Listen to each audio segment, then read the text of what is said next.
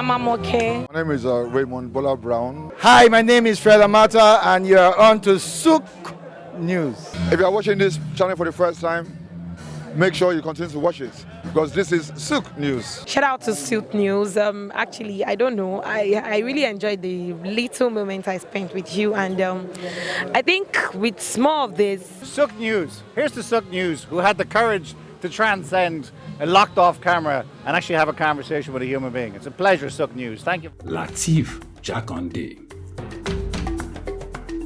Born Lateef Kayode Jakande in the Ekbetedo area of Lagos Island, Lagos State, on July 1929. He studied at the Lagos Public School at Enowa, Lagos Island, then at Bonham Memorial Methodist School, Port Harcourt, King's College, enrolled at Ilesha Grammar School, where he edited a literary paper called The Quarterly Mirror. Jakande began a career in journalism in 1949 with a daily service and joined the Nigerian Tribune in 1953. The owner, Chief Obafemi Awolowo, appointed Jakande editor-in-chief of the Tribune in 1956. Jakande established John West Publications in 1975 after leaving Tribune and began to publish the Lagos News. He served as the first president of the Newspaper Proprietors Association of Nigeria, NPAN. Jakande ran for election as executive governor of Lagos State in 1979 on the Unity Party of Nigeria platform. His administration was effective and open and implemented the cardinal policies of his party. He introduced housing and educational programs targeting the poor, building new neighborhood primary and secondary schools, and providing free primary and secondary education. He gave poor people's children education, and many of them are now very prominent in the society today. Jakande established the Lagos State University and constructed over 30,000 housing units. After the military takeover in 1983, Jakande was charged, prosecuted, and convicted of treason and later pardoned. He served as Minister of Works under the Sani Abacha military regime. He died in Lagos on February 11, 2021.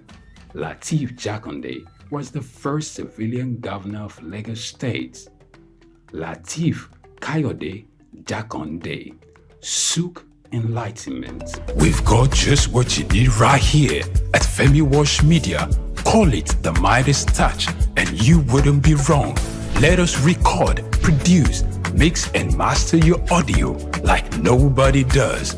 Reach us on our contact today for the best quality job. In the heart of sub-Saharan Africa, where commerce meets progress, welcome to SOUQ News, your source for business, economy, and development insight that drive nations forward. From the vibrant streets of Lagos, Africa's fastest economic hub, SOUQ News takes you on a journey of discovery, analyzing and reporting the facts that lay the foundation for growth and development. We don't just report the news, we create it. SOUQ News is more than a channel. It is a catalyst for change, spotlighting the stories that shape economies, inspire entrepreneurs, and fuel progress. Covering business, finance, technology, energy, and many more, SOUQ News provides a daily deep dive into the stories that matter, interviews with industry titans, and analysis that empowers your understanding of economic landscape. Join us daily as we dissect, discuss, and deliver the most relevant and factual news on business and the economy. SOUQ News is your trusted guide, empowering you with the knowledge to make informed decisions.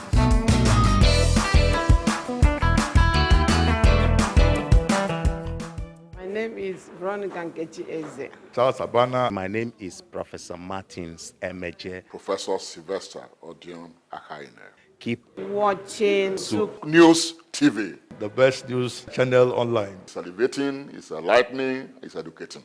Muhammad Ali found this truth in Africa. Rumble in the jungle. I swear the king is humble. Jesse Jackson, O.J. Simpson, this is Black History. Andrew Young visit Africa in the late 60s. Legend, Bob Marley make the life different. Martin Luther King and Malcolm X are big names. They fought for Black Americans in the old days. We need the same revolution in our own ways. Michael Jackson, Janet Jackson, Mr. Jay-Z, Snoop Dogg, Dr. Dre and Eddie Murphy. American prosperity ain't complete with African poverty. It's legendary Idris Abdul Karim, and you are on to SOUQ News. You don't touch that dial. The Three Wise Men. Iconic sculptures and statues adorn major metropolitan cities of the world. In Lagos, Nigeria, the statue of three men designed to depict the state's cultural heritage and to usher in visitors and tourists into the ever-accommodating center of excellence is no doubt an astounding work of art. Originally built under the administration of Colonel Raji Rasaki, designed by Bodu Shodende in 1991 and standing over 12 feet high, referred to as Agba Meta or Aro Meta, the three sculptured chiefs were placed along the Lagos-Ibadan toll gate to welcome people coming into Lagos State. The statue called the Three Wise Men by many has become a major signature for the state. Three white-capped chiefs clad in white wrappers, knotted across their shoulders and with clenched right fists are shown in the artwork. The images fascinate and create impressions in the minds of visitors coming into the state, captivating the attention of visitors who look with keen interest, pondering on the messages which the posture of the engraved images signifies.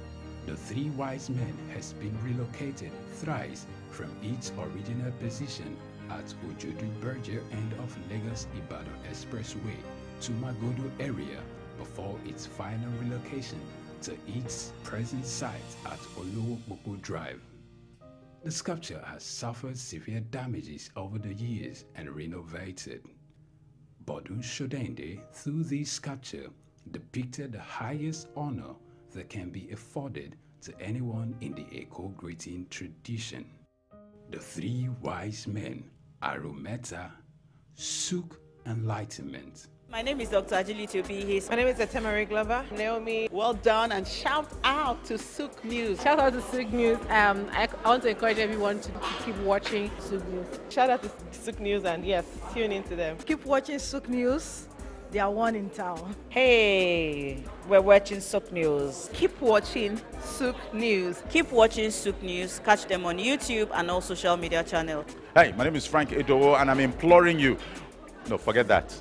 I am forcing you, coercing you to always stay tuned to SOUQ News for your news requirements.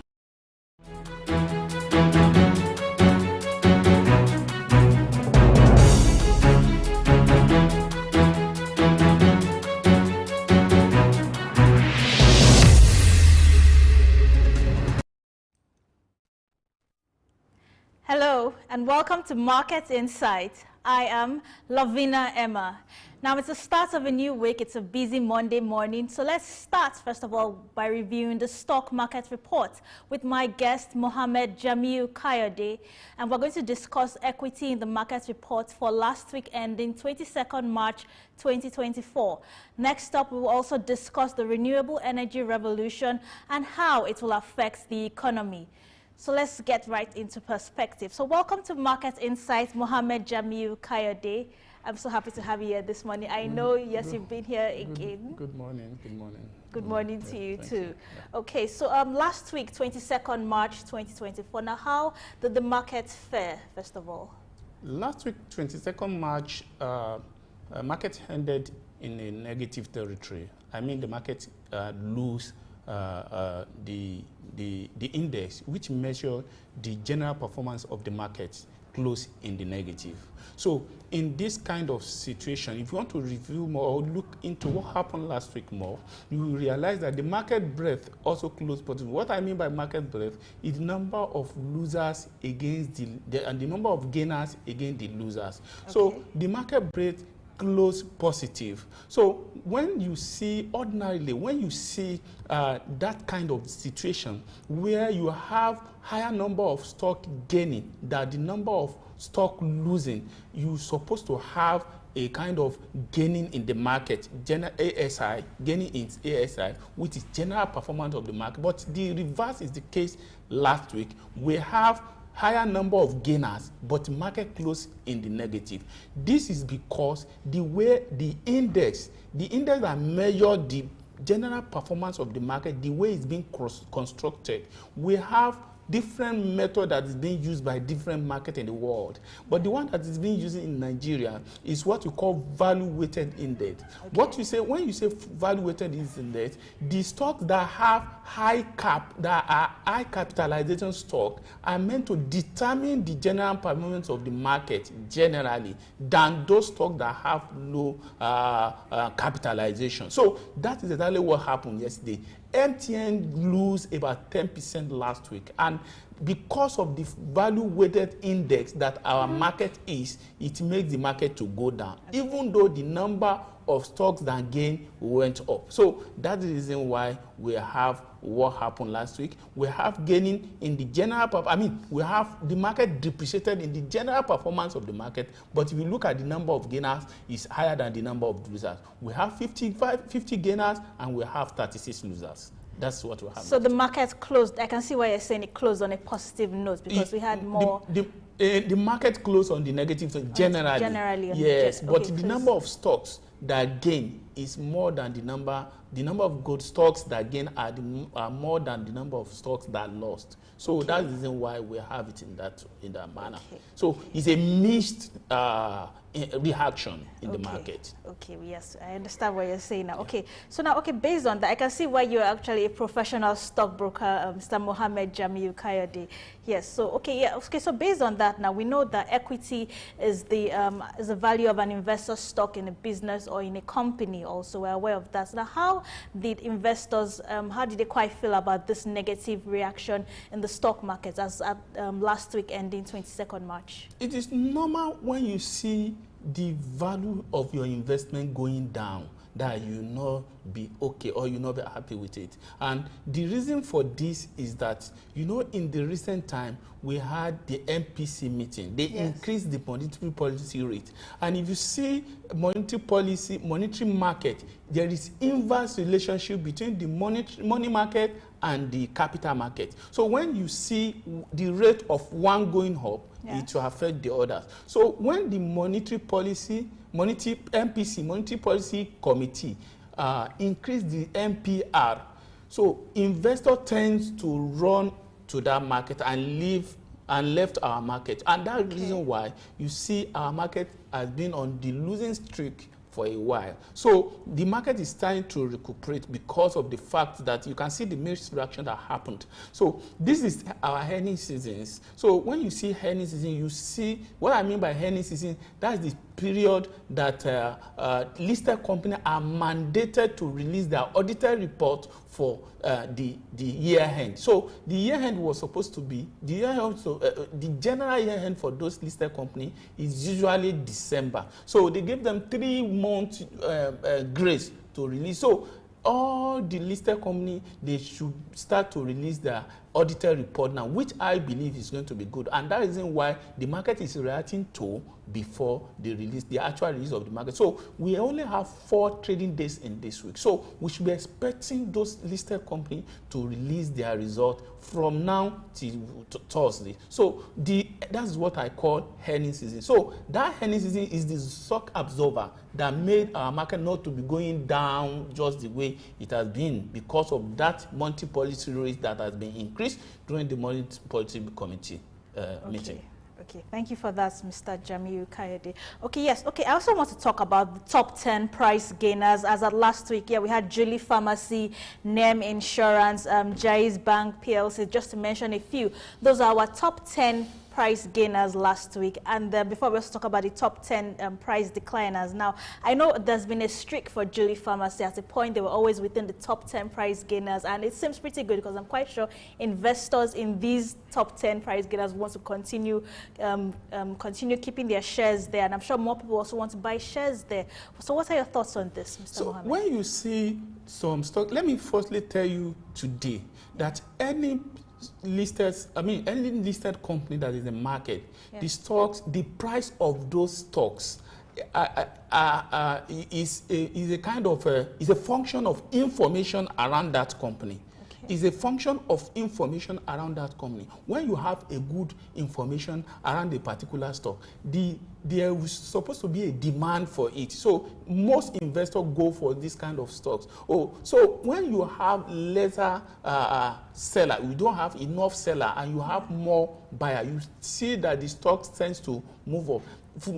That's exactly what's happened to Julie. If you see what happened in pharmaceutical company for now, you see Glasgow, that is leader in the sector, has left the country. So we are in a situation whereby there is a concentration of fund in some of these companies. So information around Julie Pharmacy is the one that's making it to go up. If you see, Julie was trading below 50 kobo in a year ago. So now today, as we speak, it's trading above 7 naira. So it's because of the information around these stocks that is where they were being priced by investors. Okay, and in addition, the top 10 price decliners: Julie Pharmacy, Julius Berger, Dar Communications, Dare Capital, MTN Nigeria, Royal Exchange, and PZ Cousins Nigeria Limited. So that's quite surprising, for these are our top 10 price decliners as of last week. So what are your thoughts on these companies? Yes, those ones that you have seen that they are on the losing side. The information around them is that they have gained recently. You know, as I said something the other day, there are information around those particular prices that you have seen. So outside that, we also have investors confidence, investors perception about that particular stock. When there is an information around the particular stock and this price starts to go up, and you see some people who are speculators, they feel they have made enough gain in this kind of listed companies, so they will tend to sell down to take their profit. I think that is what is happening in those stocks that you have mentioned around MTN, NEM Insurance, Julius Berger, PZ Cousins Nigeria Limited. It's not that they are doing bad. It's not that they are doing bad, but that is exactly what happened. Like in the case of Julius Berger came to the market to delist around 23 naira, but there are issues around it that the delisting is not being accepted by the regulator because of the fact that the price they are trying to delist, the stock is trading around 40 naira. You want to delete around 23 naira. So the regulator, in their wisdom, rejected such things. So such information can trigger some reaction from investor from dumping the stock. So that is exactly what happened in PZ. But all other stock, in the case of NEM, MTN, is because they have gained substantially in the recent time, and that reason why the speculator feel that the stock are overpriced, or they feel that they've gained substantial profit from investing in those stocks, so they start to exist, and that reason why you see those stocks come down. It's not that they are really bad or there are bad news around them, to be specific. Okay, so I know that trading has started this morning on the capital markets floor. Yes, companies are buying and selling. I'm very much aware of that. I'm quite sure you want to go back to continue your trading too. But I just want to say that, okay, looking at the trend last week, do you think it's also going to influence this week's trading and selling, or buying and selling this week? In a simple statement, I would say no. If you look at what I told you the other time, I told you the number of gainers are more than the number of losers. Yes. So in this kind of scenario, market should be positive, but market was negative. And I told you the reason for that is a particular stock, that's MTN, which is one of the high cap stocks that pushed the market. It lost. So it dragged the general performance, the index that measured the general performance, it dragged it down to a negative territory. So looking at that mixed reaction, I don't expect the market to replicate what happened last. So I expect the market to turn and move into the gaining territory. So because of the fact I told you, market is in any season. I've explained what any season means. So market is in any season. We have 4 days for those companies to release their results. And going by that audited report, We have not seen it, but the way to look at it is that they've given you the first quarter result, they've given you second quarter result, they've given you third quarter. Even by the way, if you average this third quarter and you see the performance, you can be able to predict what may likely be the outcome of audited report of those listed companies. And from what we had in third quarter, it is very good. They have a very good report. So we are expecting good report for audited report. So those information may likely trigger the market to close in the green, not in the red way it did last week. Okay, thank you for that, Mohammed Jamiu Kayode, and thank you for joining us this morning as we did a brief review on the stock market and how it fared last week ending 22nd March and what we hope will definitely be the trend this week for the 4 working days that we have for stockbrokers to trade this week. Thank you for joining us on Market Insight this morning. Let's take a short break now. When we get back, we move on to the second part of what we have in stock on you on Market Insight this morning. Stay tuned.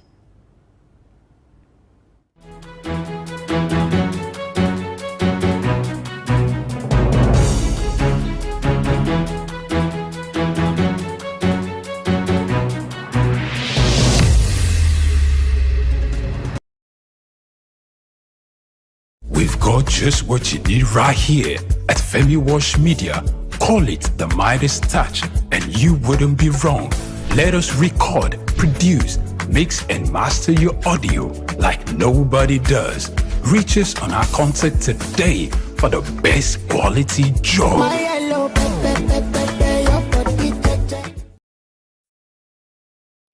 My name is Dr. Agility Obi. My name is Etemere Glover. Naomi, well done, and shout out to SOUQ News. Shout out to SOUQ News. I want to encourage everyone to keep watching SOUQ News. Shout out to SOUQ News, and yes, tune into them. Keep watching SOUQ News.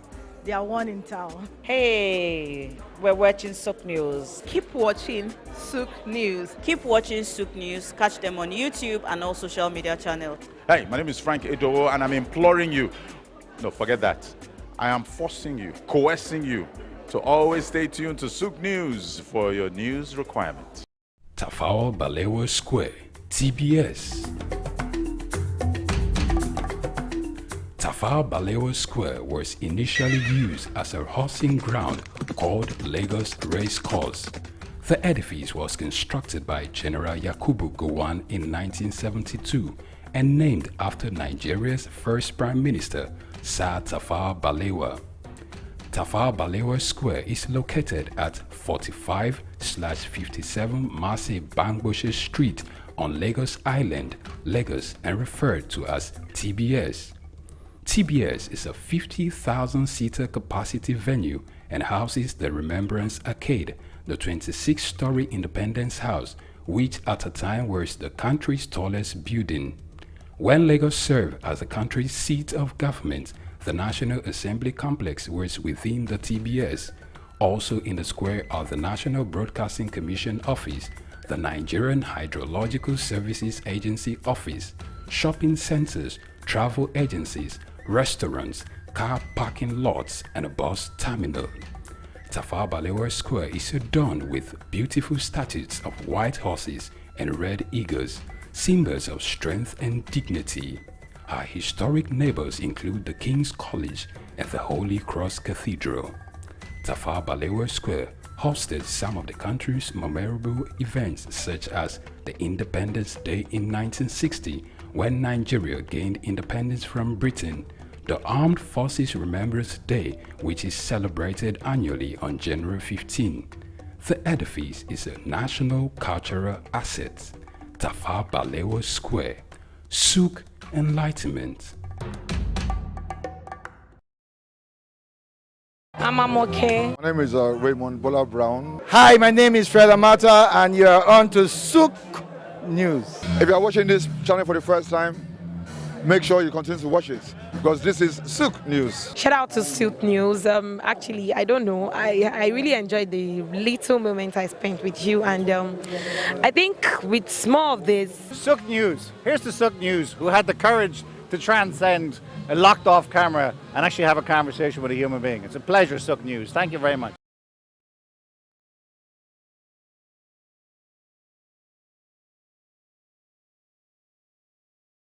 Idumota Market, Eko Idumota, once a residential neighborhood, is home to Idumota Market located on Lagos Island. It is one of the oldest and arguably one of the largest markets in West Africa. Idumota is a historic neighborhood adjacent to the Lagos port that facilitated the slave trade and later, under the British indirect rule, it's surrounded to exports that fueled the colonial enterprise. Idumota was also the location of an Armed Forces Remembrance Cenotaph called Soja Idumota, built as a monument to Nigerian soldiers who served with the West African Frontier Force. An Eyo Masquerade statue and a clock tower are also some monuments at Idumota. Idumota Market is so popular that large sales are recorded as early as 7 a.m. The market is made up of hundreds of locked-up shops occupying several multi-story buildings, with some measuring about 5 or more floors. In 2010, the Lagos State government demolished some illegal structures in order to improve vehicular and human movement in and around the markets. During weekdays, the neighborhood of Idumota is densely populated by shoppers, traders, and bus passengers. From the Carter Bridge ascending into Lagos Island, passengers can see the neighborhood before disembarking at their final destination. Idumota Market accommodates the substantial inflow of imported goods. The bulk of import from abroad are routed first through Idumota and then on to other markets through Nigeria and other West and Central African countries. The energy of private Idumota traders and wholesalers facilitate this activity, where millions of US dollars worth of wholesale is exchanged daily. Idumota Market, SOUQ Enlightenment. We've got just what you need right here at Femi Wash Media. Call it the Midas Touch and you wouldn't be wrong. Let us record, produce, mix and master your audio like nobody does. Reach us on our contact today for the best quality job.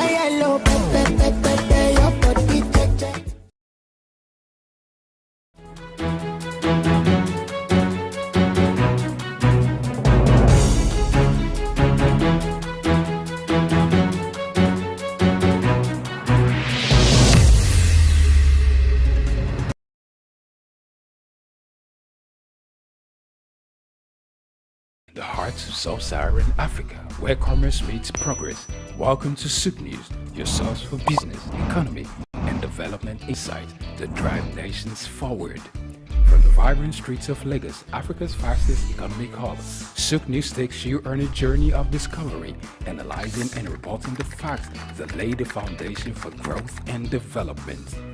We don't just report the news, we create it. SOUQ News is more than a channel.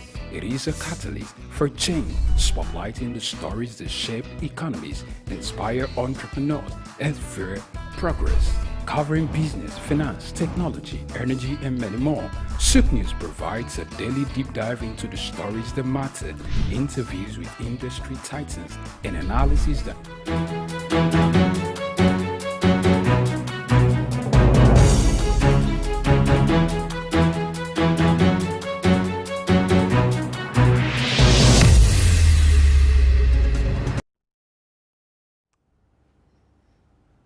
Welcome back. So we're still going to discuss with our second guest right here on Market Insight. So he's joining us via Zoom. So our second guest is Babs Pawuru.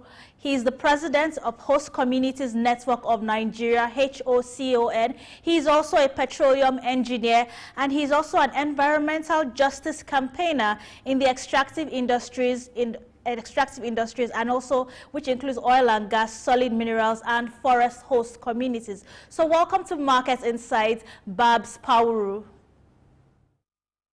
Thank you for having me. I'm glad you Thank can you for join us having this me. morning. So yes, we're talking about renewable energy in Nigeria. Yes, and we know at the moment there have been options for this. There's been so much talk about having renewable energy as our main source because it's also cleaner, our main supplier of electricity in Nigeria. Now, the renewable energy revolution in Nigeria. Now, how can investment in renewable energy create more jobs in our economy? So much. Before I answer your question on renewable energy, you will discover that energy all over the world has been the driver of economies. You see the countries of the global north, they get energy accessibility and energy security because they want to develop their economies. So also it is with the renewable energy revolution. For now, the transition is going from renewable fossil fuel to renewable energy, because fossil fuel sources energy sources is considered dirty and it's affecting the global environment. So renewable energy is gradually taking over. But albeit in Nigeria, the issue of renewable energy revolution has not actually started, except recently I read that at Shiroro there is going on a company, an agreement has been signed between the government and a private sector in producing and generating 20 megawatts of energy from Shiroro. That is a good development. But I also want to tell that if that program or project can be sustained, I tell you, many others in Nigeria will join the renewable energy revolution.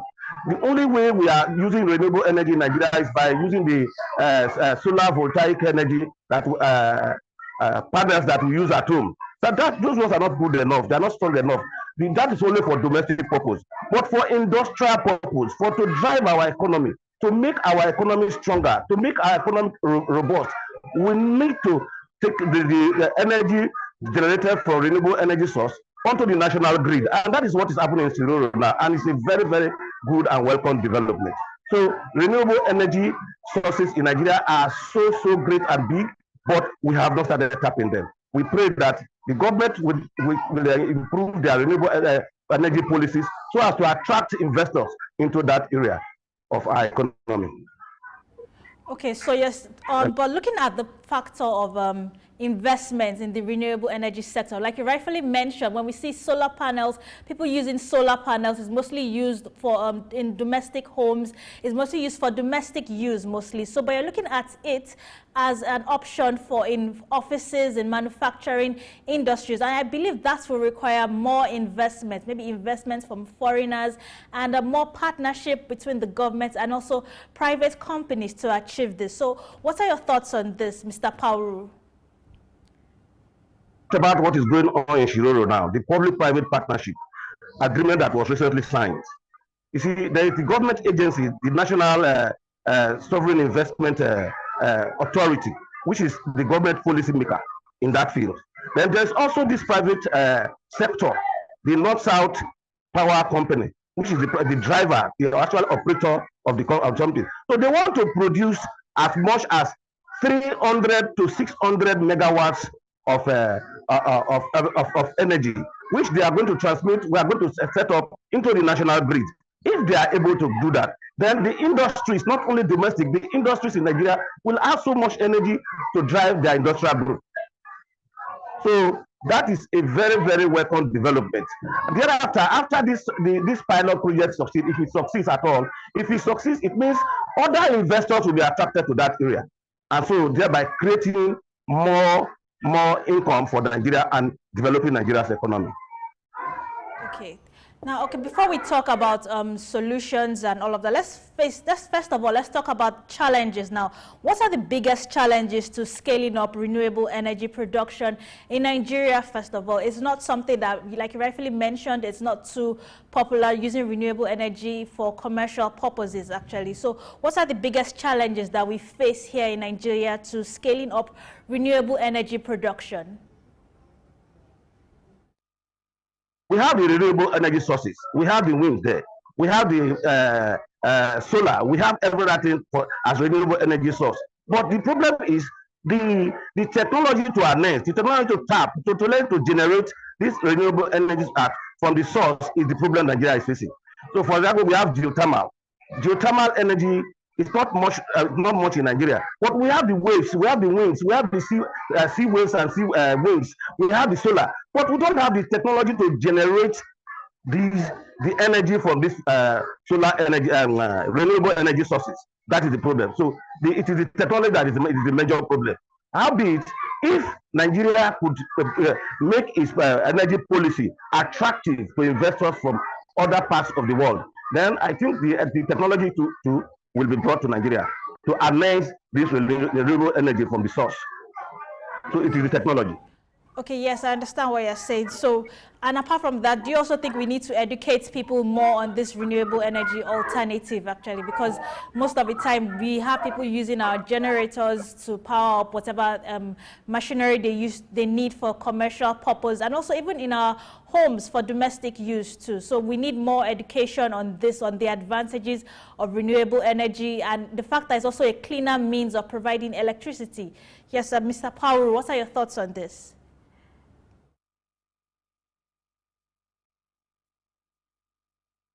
But unfortunately, we do not have the technology here yet. For example, in my village, we have been able to take some biomass, some biomass stoves. We have some biomass stoves they use in cooking. I've taken many of them down, and they are buying them instead of going to get a gas from the city, which they don't even have available. I took the biomass stove, and they are using them because the villagers are closer to the biomass around that area. So we use the biomass stove for domestic purpose.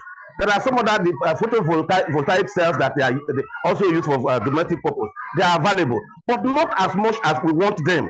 So we want to. I want to my people all around Nigeria to start using this biomass stove that is readily available in the market, and also these photovoltaic cells that they call solar panels. They help a lot. Okay.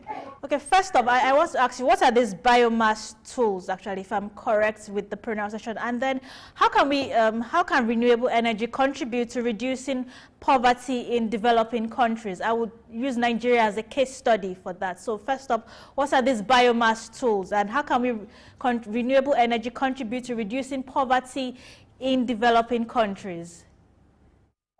Yes, biomass tools, I told you, help to reduce poverty, because once you have it, one, it is energy efficient. Two, it is very, very cheap. It is not as expensive as the gas cylinder and the gas cooker or the gas that you buy from the market. The gas cylinder itself is very expensive in the first case. Then the gas you buy for now, the gas is very expensive.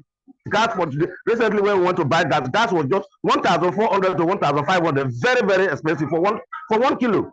But for the biomass stove, you just get the stove maybe at a cost of say 2,000, 3,000, then get the biomass very cheaply from all around. Then you start using it, and in fact, it does not produce much CO2. In fact, it does not emit CO2. So these are some of the things that we should be using, and they are very, very efficient, very cheap, and very clean. Okay, thank you for that, Mr. Pauru. Let's take a short break now. When we get back, we're still going to discuss further with Mr. Babs Pauru. So stay tuned on Market Insight.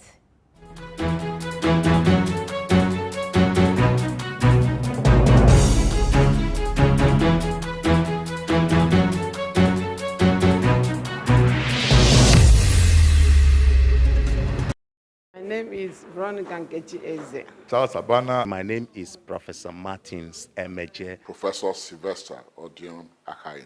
Keep watching SOUQ News TV, the best news channel online. It's elevating, it's enlightening, it's educating. Muhammad Ali found his root in Africa. Rumble in the jungle. I swear the king is humble. Jesse Jackson, O.J. Simpson, this is black history. Andrew Young visit Africa in the late 60s. Legend, Bob Marley make the life different. Martin Luther King and Malcolm X are big names. They fought for black Americans in the old days. We need same revolution in our own ways. Michael Jackson, Janet Jackson, Mr. Jay-Z, Snoop Dogg, Dr. Dre and Eddie Murphy. American prosperity ain't complete with African poverty. It's legendary Idris Abdul Karim, and you are on to SOUQ News. You don't touch that dial. In the heart of sub-Saharan Africa, where commerce meets progress, welcome to SOUQ News, your source for business, economy, and development insight that drive nations forward. From the vibrant streets of Lagos, Africa's fastest economic hub, SOUQ News takes you on a journey of discovery, analyzing and reporting the facts that lay the foundation for growth and development. We don't just report the news, we create it. SOUQ News is more than a channel. It is a catalyst for change, spotlighting the stories that shape economies, inspire entrepreneurs, and fuel progress. covering business, finance, technology, energy, and many more. SOUQ News provides a daily deep dive into the stories that matter, interviews with industry titans, and analysis that empowers your understanding of economic landscape. Join us daily as we dissect, discuss, and deliver the most relevant and factual news on business and the economy. SOUQ News is your trusted guide, empowering you with the knowledge to make informed decisions.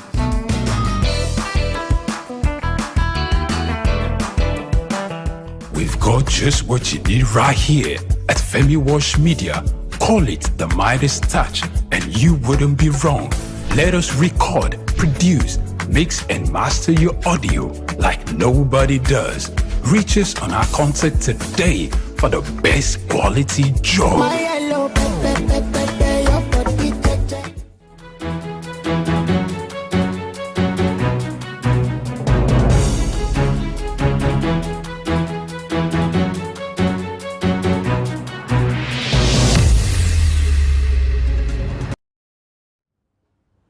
Welcome back. So I'm still talking with my guest via Zoom, Mr. Babs Pauru. He's the President, Host Communities Network of Nigeria, and he's also an environmental justice campaigner, and he's also in charge of the justice for communities with extractive industries such as oil and gas, solid minerals, and communities with forest host communities also. So welcome back to Market Insight, Mr. Babs Pauru. Thank you. So before we went on the break, I was talking about how we can educate people on the benefits of renewable energy and what they stand to gain from the use of this energy, and how renewable energy can be used as a tool to reduce poverty in developing countries. And you also mentioned the use of biomass tools, and I wanted you to actually mention other ways. We also talked about educating them, but we know that in the rural areas, not just, Lagos is an urban center, but in the rural areas, we know most host communities are not, yes, they have the use of natural sources like sunlight, water, wind, yes, but they don't know how to tap into these energies. And in addition, the government hasn't really given them those options to tap into the use of renewable energies for their day-to-day electricity consumption. So in what ways would you recommend the government to get the communities in rural areas into the using renewable energy for their day-to-day electricity use? Yes, Mr. Pauru. Like I told you, the only source of renewable energy used now is those photovoltaic cells that they call solar panels. They come in various sizes. There are the smaller ones, there are the big ones that you can install in your house. If there is no electricity from the national grid, you can make use of those ones. But see, the most important thing is not even the electricity, because we consume electricity, we know. What our domestic use of cooking gas is even more causing more problem than even the electricity we use. That cooking gas itself is not environment friendly. That is why we recommend this biomass stove. This biomass stove is very, very good. No, we know most of the big men, the rich people will not want to make use of it, but it's very, very good for our people, especially those in the rural area. In Lagos, you said yes, it's an urban area and they might not want to use it, but they can also tap into the use of these photovoltaic cells that they call solar panels. Solar panels will be good for their electricity generation for domestic use. Okay, yes, okay. Now, how can the economic benefits of renewable energy development be distributed equitably to avoid existing social inequalities? As you know, there are existing social inequalities in terms of the use of solar panel. Like I mentioned earlier on, it's not too common when you go deep into some villages or communities which are not too well developed. Well, how can we end this inequality with renewable energy? Thank you. You see, the other source of renewable energy is the small hydro electricity power. Small hydro, not the large ones. See, in one of my papers I presented somewhere in Ghana, I recommended that there should be clusters of communities. And within these clusters of communities, these small hydroelectric powers will generate electricity, to be used to generate electricity for a cluster of communities. not the large dams, that are not environment friendly, but the smaller dams for cluster maybe 10, 20 communities, and they start generating electricity for these communities. For the like small hydroelectric generation is also void. That is hydro, small hydro, not the big ones, not like the one we have in Lagdo, not like the one we have in Siroro. Not those are too big, but a cluster of communities for small hydro dams, they can generate electricity for them without harming the environment. President of the Host Communities Network of Nigeria, I'm sure you interact with a lot of communities that produce these natural resources, not just oil and gas, not like you rightfully mentioned, wind, with sunlight, with water actually. So are there ways your organization has actually been able to educate people in these communities as to the benefits of using the natural resources they have, or how they can come together to use these natural resources to develop their communities, and also to get perhaps the state governments and the local governments to join together and make these renewable energy resources available to people in these communities that have these natural resources in large quantities? Yes, Mr. It might interest you to know that the energy produced from this host community, from fossil fuel, the people in the host community do not have access to it. They don't have access to this energy. This energy is secured and sent to the Western world. So they don't have access. The only access they have is those biomass I told about and the photovoltaic cells. The energy reproduced from fossil fuel is secured, carried, packaged, and through pipeline taken to the Western world to develop the global north, to develop the communities and cities and countries in the global north. For those communities that are actually suffering the impact of exploration and exploitation of oil and gas and solid minerals and so on and so forth, do not have access to the energy produced at their backyard. That is one of the dangerous effects of producing fossil fuel in our communities. That is why we recommend that the only way the people can have access to energy is through these renewable energy sources. One, I've mentioned having small hydro dam for the smaller cluster of communities so that they can generate electricity. Now, not only that, they should have access to these small stoves, these biomass stoves. The biomass are all available around the communities. They can have access to this biomass. And they also can have these smaller photovoltaic cells that you call a solar panel. All these things will be readily available for the community and for the community people and Nigerians to benefit, rather than securing the energy produced in Nigeria, taking it to the global north, developing the economies of the global north, and making those of us in the global south poorer, the communities poorer, the nations poorer. Everything in the global south is made poorer, and whereas the energy comes from the global south. Okay, two questions I have for you, Mr. Pauru. Now, as the president of Host Communities Network of Nigeria, now, how does your organization educate people on renewable energy sources? That's what I want to know first of all. And then another question, like, do you just focus on people in the rural communities, or is your organization quite, are you also using that same, are you also using your resources to help people in urban centers too? I just want to know more about the Host Communities Network of Nigeria. Thank you so much. You see, like we told you, our focus is on communities where extractive activities are going on. One, oil and gas. Two, solid minerals. Three, forest.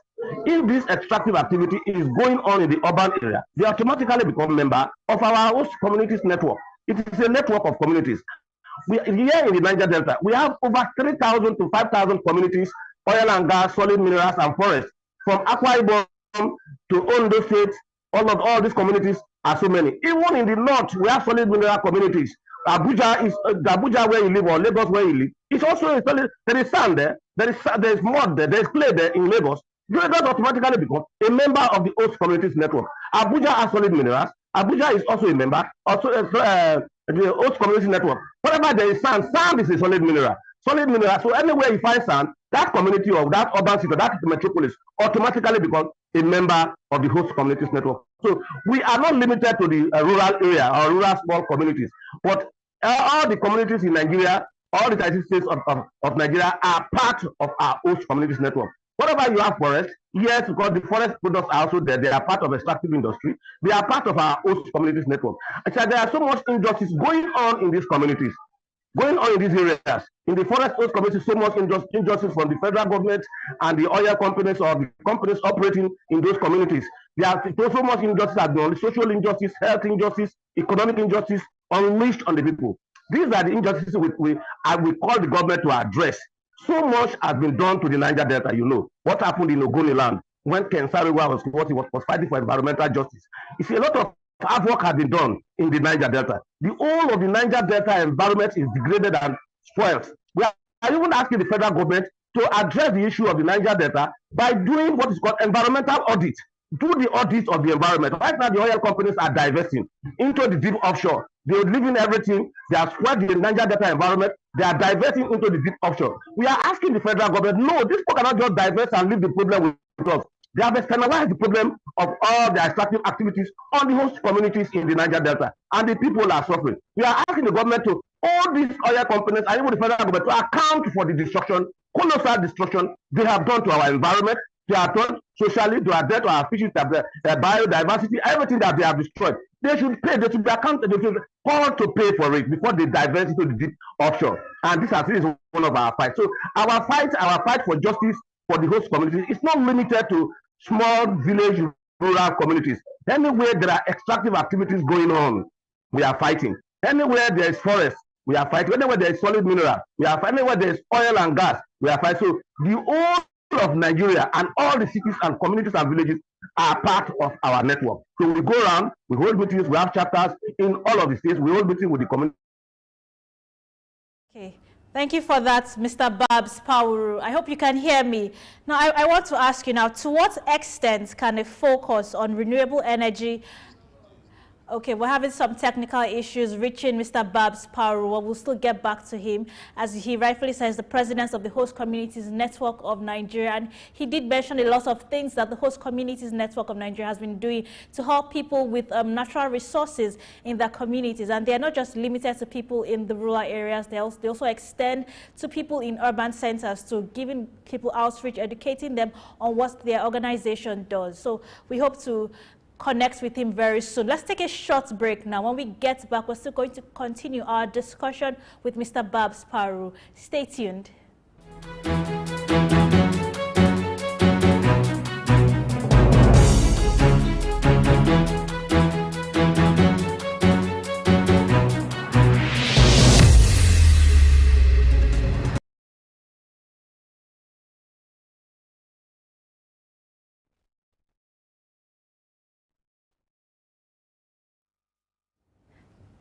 Welcome back to the program. Yes, I'm still talking with Mr. Babs Pawuru.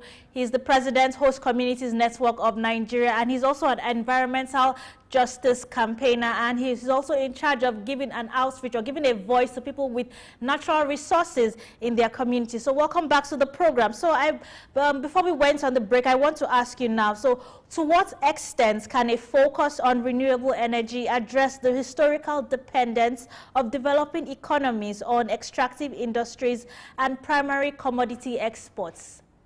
Yes. Can you hear me, Mr. Pawuru?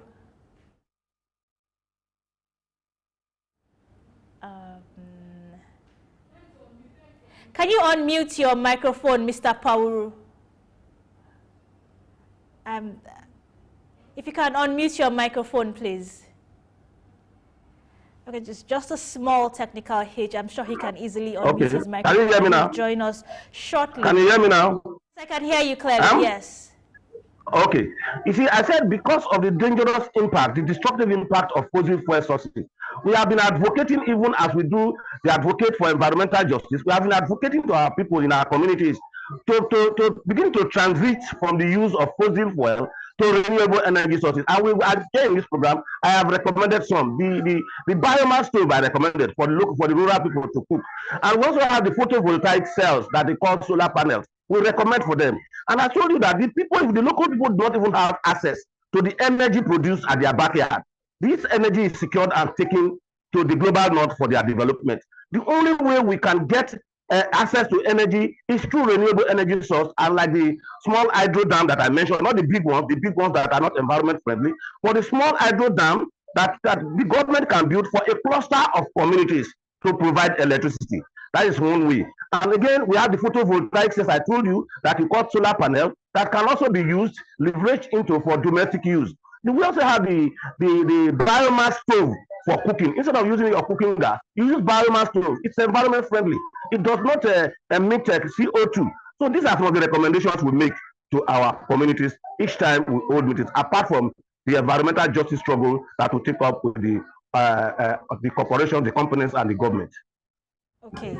Now, okay, yes. Okay, yeah. I also want to ask you now, we know, yes, the United Nations organization has been campaigning for more African countries to move to the option of cleaner energy, cleaner renewable energy. Now, how can we, with considering that balancing environmental and economic considerations, now can developing countries achieve large-scale renewable energy adoption without compromising on environmental sustainability goals?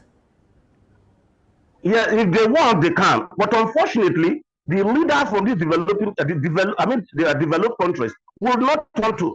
Developing countries also are taking a cue from the developed countries. The developed countries cause all the problems and send the problems down to the developing countries. So the developing countries get their cue, they take a cue from what is happening in the developed countries.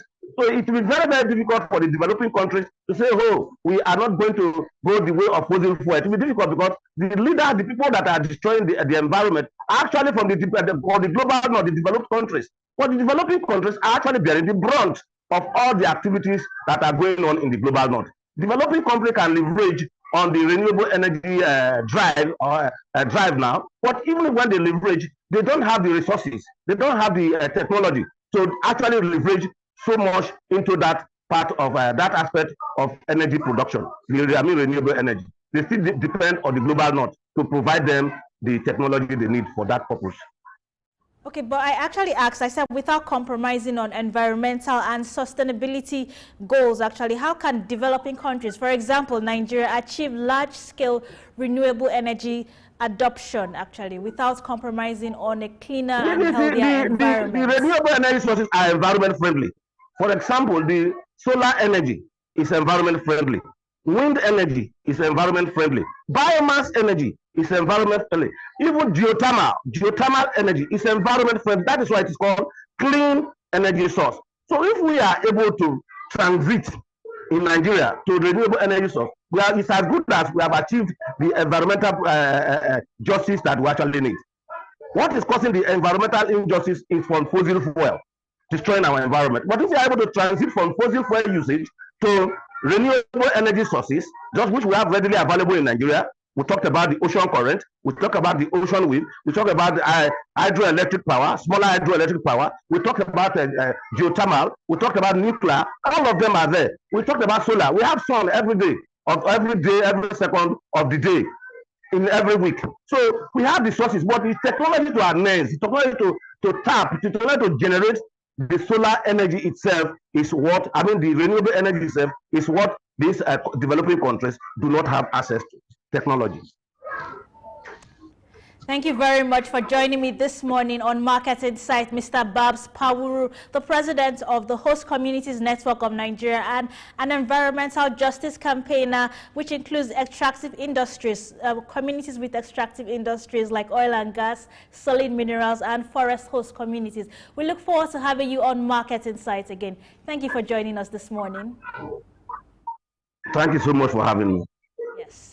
Okay, so let's look at the parallel market figures for today and the official CBN rates figures for today, 25th March 2024. Let's look at the selling rate of the dollars, the pound sterling, and the euro. So for today, 25th March, the dollars is at the CBN rate is selling for 1,323 naira, and in the parallel markets, it's selling for 1,480 naira. So that's a difference of 157 naira, I beg your pardon, with the dollar selling rate. And in the pound sterling, the selling rate at the CBN is 1,688 naira, and in the parallel market is 2,000 naira, a difference of 312 naira for the pound sterling between the parallel market rates and the Central Bank of Nigeria rate. And the euro is selling for 1,480 450 naira at the CBN rate, and in the parallel markets it's selling for 1,650 naira, which leads to a difference between the CBN rate and the parallel market rate of 200 naira for the euro. So the figures are actually quite reducing. They're reducing right now between the parallel markets and the CBN rates. As you know, the CBN rates are normally lower than the parallel markets rates. So yeah, so those are our parallel official CBN rates and parallel markets rates for today, 25th March 2024.